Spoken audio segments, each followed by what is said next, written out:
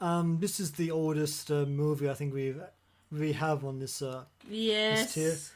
Even on her wedding night, she must share the man she loved with the female thing that lived in the tomb of the cat. I I don't know what that means. Same. So anyway, the Tomb of Ligeia was released in the 1960s. I don't remember Yes. what year.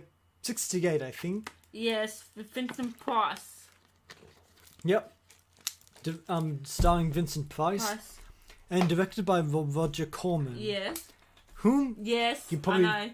You know who Roger Corman is? Yeah, he directed some. I looked up him while we were watching this film. Yeah.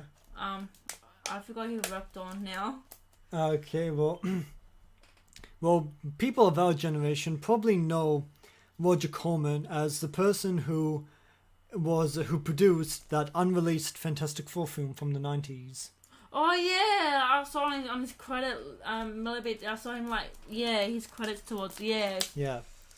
Never But- seen that. Yeah, but so, but you know, That's he, it. you know, he did more than that. Oh, yeah, I know.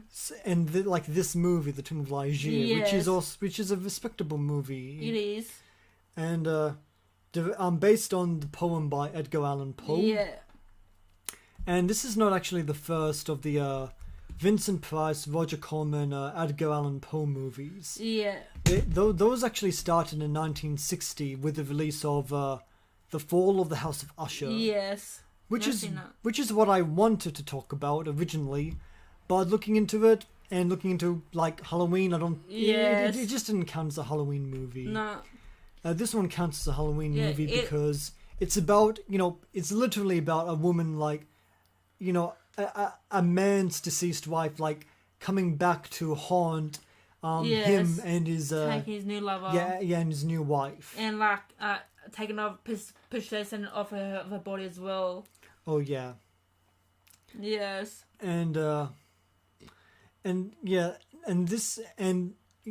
The Fall of the House of Usher was the first of the core Price Poe collaborations, Yeah. the Tomb of Ligeia was the last of those adaptations. Yes. They, it was. They also worked on the Mask of the Red Death, Never seen which that. I have seen. Is it good? Yeah, it's pretty good. And The Haunted Palace. Never seen that. I've seen that as well. Yes. Apparently, it's actually more of an adaptation of a H.P. Lovecraft story. Oh yeah. But it was marketed as Poe. Yes. So whatever. Yeah, it was a good movie. It's like not my kind of movie I would usually watch. So anyway, so I guess we'll talk about the plot. Yes. So the movie starts off with I guess we'll turn this image. Yes. That's Vincent Price on the Yes. on the left, and I forget. Isn't his wife? I forget the names. Yeah, that's his. New I don't think that's his wife yet in this scene, but they do get married later in the movie. I think. Yes, they do. I forget the names. You know what? I'm gonna Yeah, look it same. up. I'm gonna look it up. I should I should have this shit written down Yes. or whatever. It's like it's a good movie. Like it's a good film. You just like if that was her husband, like Wait, I said 1968. This was actually released in 1964. yes. If that was her husband, how come she end up having an affair with another guy? Or that was his Okay, ex. Verdon. Here's Vincent Price as Verdon, and Yes. that's Elizabeth Shepard as Yes. Rowena, who also portrays Ligeia. Yes, And a dual role. That's pretty good. it is. Yeah, and Vincent Price, even though he's probably known more nowadays as this kind of like hammy. Yes. As this hammy person with this, distinctive voice, like, "Shall we take his head away?" Yes. He does actually deliver a reasonably nuanced, subtle performance. Yeah. I think, I wonder how he'd feel about his reputation as just as being kind of hammy nowadays. Yes. But whatever. Is it a good thing or a bad thing? I think he's that's the thing. I wonder what he would think about. Yes. Like I'm not here to pass judgment. No. I mean I kind of am because we are reviewing movies. Yes, but he's good, like, so good, like, Oh yeah, No. yeah. Not judge me, like, it's just like, but just pointing out they have, like, a No, voice. I'm not saying otherwise. Yes. So anyway, some other production details. This movie was Did it came in theaters? yeah, it was, and it was also filmed near an actual.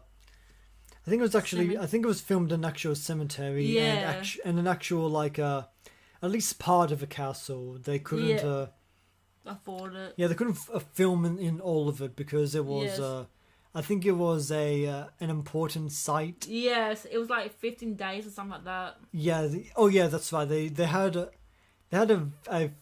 relatively short amount of time to make this movie. Yeah. But they made the most of it. They did. Yeah, and as I was speaking about the fall of the House of Usher, something that this film has in common with that is like creepy dream sequences, which kind of makes me wonder if Roger Corman had if that was kind of his style. Yeah.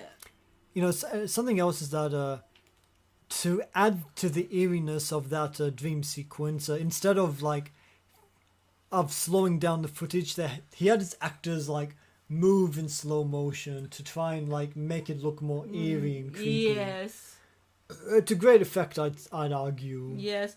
It's like I'm just like really confused why if that was her house, what happened to him in the film? Because he looks so much younger in there, like looks like he was older. Then she ended up possessed and took over the ex-wife possessed that body and meant for a younger lover. I'm like so confused with that ending. Like well, when you're talking about Vincent Price's age, yeah, Vincent Price is actually older. Yeah, I know. He was actually older than the character he was portraying. I know, but so apparently they did go to great lengths to make him appear younger than he actually was. Yeah, because like in the film, she ended up with another guy. Yeah, that was probably because Verdon died. Did he? Yeah, you watched the same movie. I know, but like, what the hell? Why? Probably because he belonged with Ligeia. Oh, come on, man.